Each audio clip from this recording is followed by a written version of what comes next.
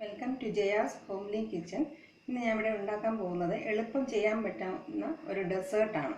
ഇതിൻ്റെ പേര് strawberry whip. ഇത് നമുക്ക് ആവശ്യമുള്ള സാധനങ്ങൾ രണ്ട് സാധനങ്ങളാണ്. ഈ രണ്ട് ഇൻഗ്രീഡിയൻസ് വെച്ച് തന്നെ വളരെ രുചികരമായ ഇൻസ്റ്റൻ്റ് ആയിട്ടൊരു ഡെസേർട്ട് നമുക്ക് തയ്യാറാക്കാം.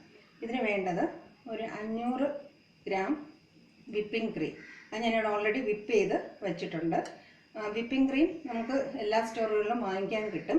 അതിൽ തന്നിട്ടുള്ള ഇൻസ്ട്രക്ഷൻസ് പോലെ ക്രീം വിപ്പ് ചെയ്ത് വയ്ക്കുക. അങ്ങനെ വിപ്പ് ചെയ്തെടുത്ത 500 ഗ്രാം ക്രീമാണിത്. ഇതിൻ്റെ കൂടെ നമുക്ക് ആവശ്യം സ്ട്രോബെറി ക്രഷ്. ഇത് ഹോൾ സ്ട്രോബെറിയും കൂടെ ഉള്ള ക്രഷാണ് ഞാനിവിടെ ഉപയോഗിക്കുന്നത്. ഇത് ഒരു 200 ഗ്രാം എടുത്തിട്ടുണ്ട്. ഈ വിപ്പിംഗ് ക്രീം റെഡിയാക്കി വെച്ചതിന് ശേഷം ഇതിൽ സ്ട്രോബെറി ക്രഷ് വളരെ സാവധാനത്തിൽ, അധികം ശക്തി കൊടുക്കാതെ ഇളക്കി ചേർക്കേണ്ടതാണ്.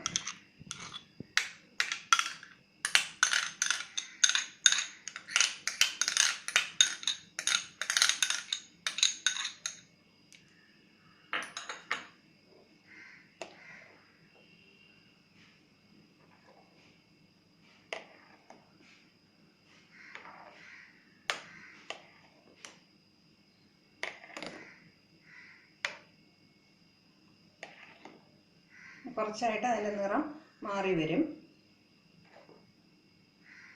ഈ വൈറ്റ് ക്രീമിൻ്റെ കളർ മാറി.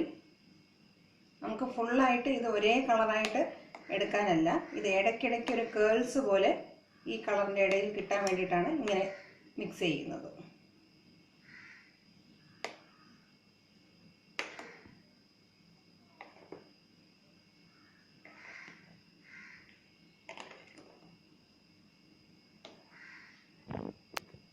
മിക്സ് ചെയ്തിട്ടില്ല. കുറച്ച് വൈറ്റായിട്ടും കുറച്ച് ലൈറ്റ് ഷെയ്ഡുമായിട്ട് വരുന്നുണ്ട്. ഇനി ഇതുപോലത്തെ ഒരു കണ്ടെയ്നറിലാണ് ഞാനിത് സെറ്റ് ചെയ്യാൻ ഉദ്ദേശിക്കുന്നത്. നേരത്തെയുള്ള ക്രഷിൽ നിന്ന് 1-2 പീസ് ഹോൾ പീസായിട്ടുള്ളത് എടുത്ത് മാറ്റി വെച്ചിട്ടുണ്ടായിരുന്നു. അത് ഇടയ്ക്ക് ഇങ്ങനെ ഇട്ട് കൊടുക്കുക. ഇനി ഈ ക്രീം ഒഴിച്ചു കൊടുക്കുക.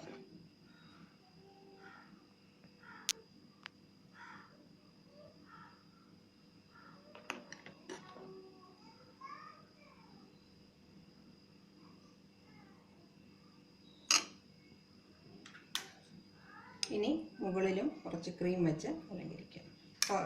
ക്രീമല്ല, ഇനി മുകളിലും കുറച്ച് ക്രഷ് വെച്ച് അലങ്കരിക്കാം. ഇത് ഫ്രിഡ്ജിൽ ഒരു 3-4 മണിക്കൂർ വെച്ച് സെറ്റ് ചെയ്ത് നമുക്ക് ഉപയോഗിക്കാവുന്നതാണ്. 3-4 മണിക്കൂർ ഫ്രിഡ്ജിൽ വെച്ച് സെറ്റ് ചെയ്തതിന് ശേഷം സ്ട്രോബെറി വിപ്പ് തയ്യാറായി കഴിഞ്ഞു. ഇനി ഇഷ്ടാനുസരണം കഴിക്കാം. Thank you for watching my video.